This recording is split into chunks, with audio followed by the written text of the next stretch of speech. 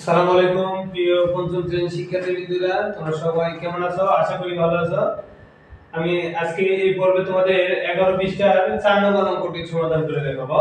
তো 4 নম্বর অঙ্কতে কি বলা আছে? বলছে যে কোন বাড়িতে 98000 গ্রাম চাল আছে, তাদের যদি প্রতিদিন 650 গ্রাম চাল লাগে, তবে কততম দিনে চাল শেষ হবে?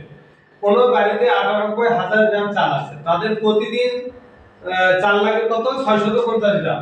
তাহলে কততম দিনে তাদের চাল শেষ হবে? উত্তরটি হবে পূর্ণবাচক সংখ্যায়। আচ্ছা, দেখো অঙ্কটি আমি সমাধান করে দেখাবো।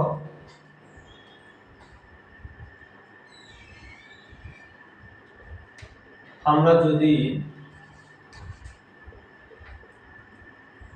98000 কে 650 দ্বারা ভাগ করি, কি করি? ভাগ করি, তাহলে 650 98000। তাহলে প্রথমে কয়বার নিব? প্রথমে অবশ্যই একবার নিব। নিলে 650, কারণ এখানে 3 অঙ্কের আছে, তাহলে এখানে 3 অঙ্ক নিব। এরপরে বিয়োগ করো 0, 5 হাতে কত হলো 8, 3 6 হাতে কত হলো 9, 3 330।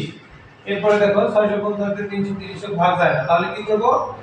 শূন্য একটা নামাবো, তাহলে কত হলো? 3300।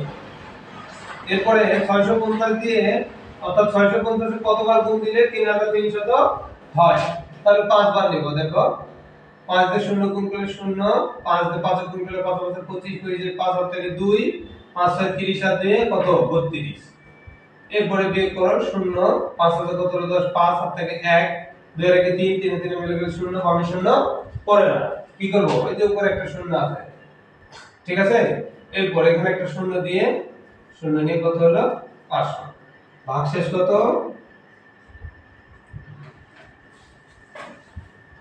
লিখতে হবে। তাহলে ভাগফল 150 ও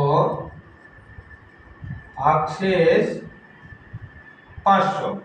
এরপরে দেখো, এখন বাংলায় লিখতে হবে, যেহেতু উত্তর ক্রমবাচক সংখ্যায়, সুতরাং বাংলায় লিখতে হবে কি? যে 150তম দিন চলার পর ও 500 গ্রাম চাল